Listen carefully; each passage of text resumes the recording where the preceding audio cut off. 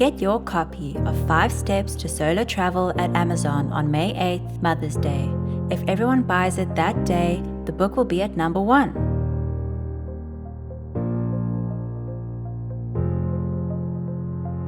Welcome to Dr. Mary Travelbest's Travel Guide. This is an episode for women like you who need a little extra support traveling the world, one woman at a time.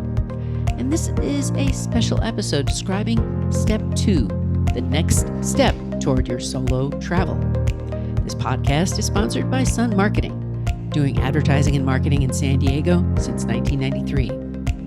I'm Dr. Travelbest, and I've been traveling independently for decades, and soon I will release a second guidebook, Women Travel, 5 Steps to Solo Travel. So if you can share this with your friends, your loved ones, and other travelers, you can help them make very best trips.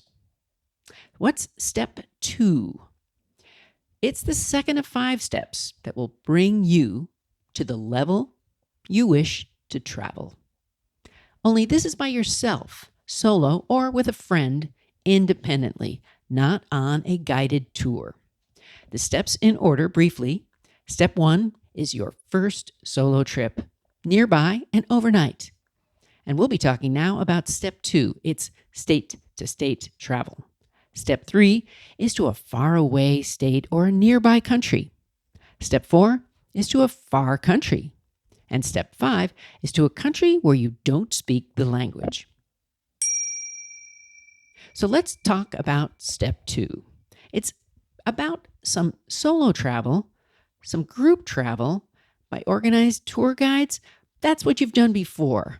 And some trips include state-to-state travel for an extended period, completely on your own. And that's what it's going to be like here on in. So be ready for some slightly different experiences from the first step without any significant fear of the unknown. Visit a nearby state, maybe a short flight or a 200-mile car trip. You might stay overnight for at least 1 or 2 days. And after arriving at your destination, you might visit some local sites for this trip through public transportation, such as a train, a bus, or a trolley. And if there's a zoo, spend a few hours wandering through it as a nature exploration. Go to a park, walk the perimeter. And here's some packing tips for Step 2. Travel light to save energy and time. Pack half a small suitcase. The other half can be for things to give away. Consider a small backpack instead of a suitcase if possible, and pay particularly close attention to the basics like medications, cosmetics, and one-of-a-kind items. You might even wear a fanny pack. Today's fanny packs that come in all shapes and sizes, and some even go under your clothes. I keep my cell phone, my earbuds, my lip gloss, and credit cards in my small fanny pack. My clothes don't have enough pockets to carry all this, so a fanny pack really helps me stay organized and saves time. It may not be the fashion statement you're hoping for, but it can be what you need if you want to stay organized and secure.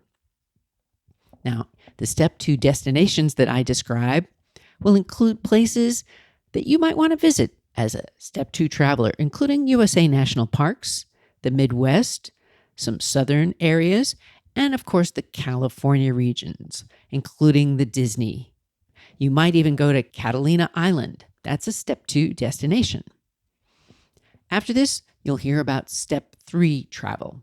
Until then, travel well. And send me your travel tip.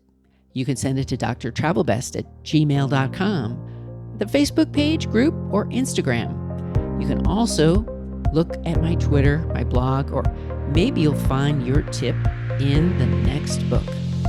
What's on your travel bucket list? Tell the doctor and her team of women who travel the world seeking the very best. Dr. Travelbest, that is.